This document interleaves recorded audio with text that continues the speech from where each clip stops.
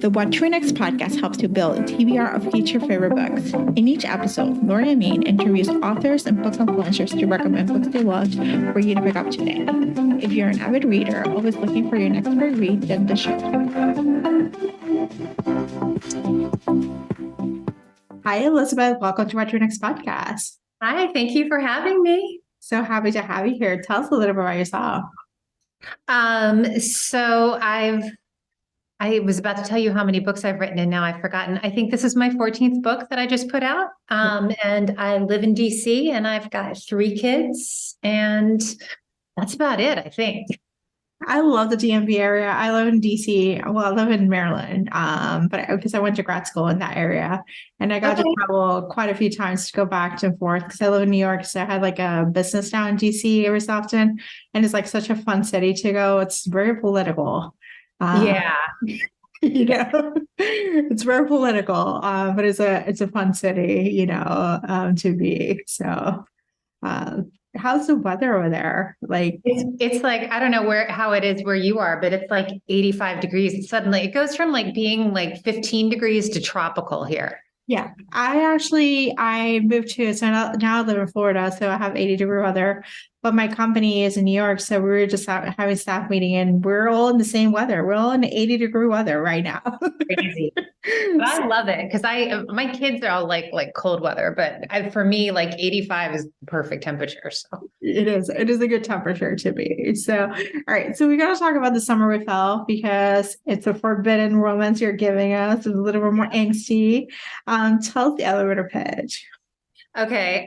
It's 2 people who are ostensibly enemies come together in what's sort of their hometown to commemorate the death of their friend and the opening of this foster home in his honor. And but it turns out that everything isn't as it seems. And there was something between them that was not supposed to have been there a decade before.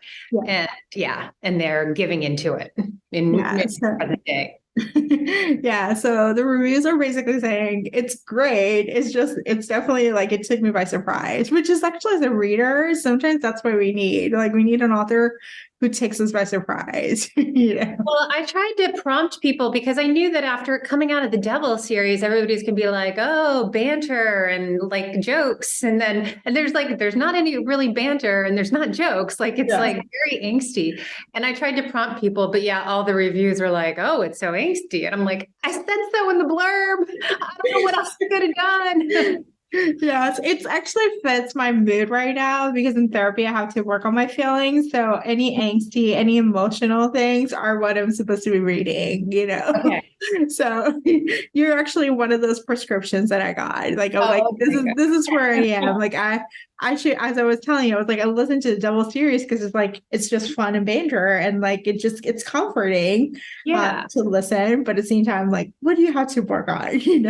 Right. So speaking of the Devil series, talk to us about your backlist. Like, what can readers expect if they're trying to go back to your backlist? So if they've just read The Summer We Fell, then like the other books I have that are kind of similarly sort of angsty and a little serious and have like a bit of a forbidden element would be, first of all, Waking Olivia and Drowning Aaron, which are probably the most similar to this book in tone, or the Parallel series. And the Parallel series does have like a tiny bit of like, I guess it's paranormal, but it's more like almost magical realism. But it feels contemporary for the most part. At least the first 2 books in the series feel like contemporary romance with a tiny touch of paranormal, but it's similarly sort of angsty and a little suspenseful. And then there's the Devil series, which is completely different. And that's, I guess they have a little angst, but they're kind of lighter and funnier. Yeah, the Devil series is like if you need that rom-com idea of like, little banter, like just fun, just frothy books. Those are your frothy books, Yeah. So. And like it was during the pandemic, or I guess it was actually it was during the pandemic that those came out. But Yeah, it was just like such a dark time that I did not want to write. When it first started, I did not want to write angst. I was like, oh. So yeah, and I was rereading a lot of like my favorites, like The Hating Game, and Christina Lauren, and like books like that. Yeah. Uh, and that's all I want. I didn't want to write anything super serious. And so yeah. Yeah. And now that we're emerging in the post-pandemic world, we can bring up the gangs. Yep, I'm bringing the angst back. Exactly. Yes, I love this. All right, so let's talk about some books. What kind of books do you tend to read? Like what you're reading right now? Because I know you used to read romance, but you have shifted, you know. So. Yeah. So I think that basically the issue is that I now, like, especially because I'm working so much, I'm really pretty tired by the time I allow myself to read, which is pretty late. And I have such a short attention span that something's basically got to be able to keep me awake. So it's got to suck me in right away. And so to be honest, in the past year, I've read almost exclusively like mysteries. Yeah.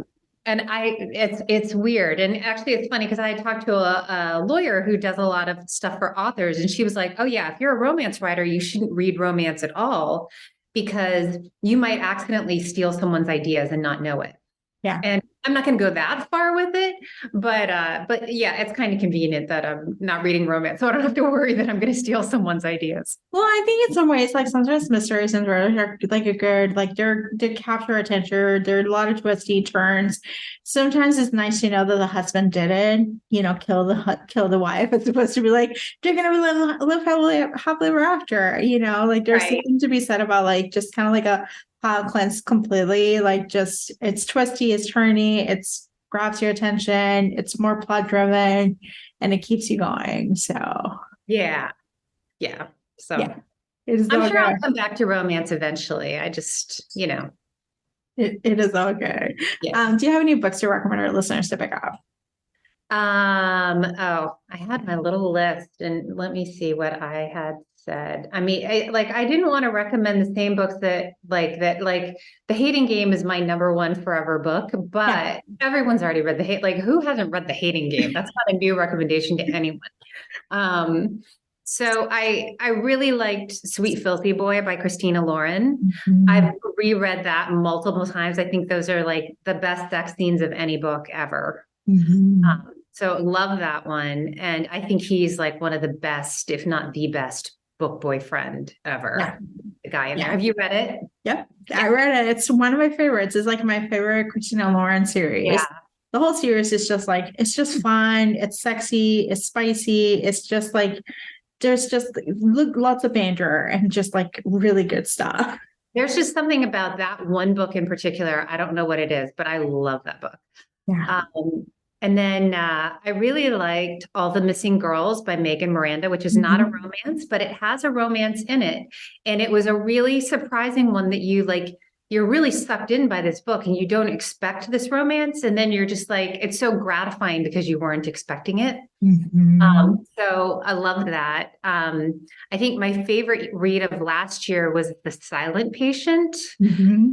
Have you read it? I did. I read it. Yeah, the twist at the end. Yes, the twist. And that's my whole thing is I love a book with a really good twist. And I love when you completely 100%, like, I feel like I'm one of these people who I'm like, oh, I know who did this. Oh, I know what's happening here. And I love when it's kind of like when you watch the movie The Sixth Sense and you're like, oh my God, when you finally get it at the end. Yeah. I love when all the groundwork has been laid out perfectly and then you're still shocked. Yeah. But yeah. And then I also hate books where the opposite is true, where it's a big twist, but the groundwork was never laid out. And you're like, oh, come on now. You had to like leave some little clues along the way. Like that's BS. Yeah. So The Silent Patient I thought was brilliant because it had an amazing twist that you 100% did not see. Yeah. And he laid out all the groundwork. Like as soon as you saw it, you were like, oh my God. Put all the pieces together. Yeah. Yes, I tell everyone to read that book now. And then as far as romances, another romance that I thought was absolutely amazing, and I don't think I've ever seen anyone recommend it, it's called A Girl Like You by Gemma Burgess. And it is so cute. This girl, she ends up moving in with these two guys, and one of the two guys, one guy, and it takes place in England, in London. And this guy is kind of a player, and so they're just friends. Like, he's clearly like not someone she's going to be interested in, but they become very good friends. And then she starts dating this guy who's sort of a douche, and he's her friend through the whole thing. And then it becomes increasingly clear that he's interested and she's not getting it. But it's really, really cute. And I don't know why no one talks about this book, because it deserves to be like the book that you see constantly, and it just isn't. I am adding this to my TBR for sure. So yeah. I think it's so cute. I've read it multiple times. I don't know how it isn't better known. Oh my gosh, I thank you for sharing. So new readers can discover it. So, Elizabeth, tell us where we can find you online. I've got a book group on Facebook, Elizabeth O'Rourke Books, and on Instagram at Elizabeth O'Rourke, and my website is elizabetho'rourke.com. Thank you, Elizabeth, for being a show. Yeah, thank you so much. If you enjoyed this podcast, feel free to share with friends, subscribe, rate, and review the show. This is the easiest way to support the podcast. For a list of books mentioned and other book recommendations, please visit watchrenextblog.com. Thank you so much for listening and happy reading.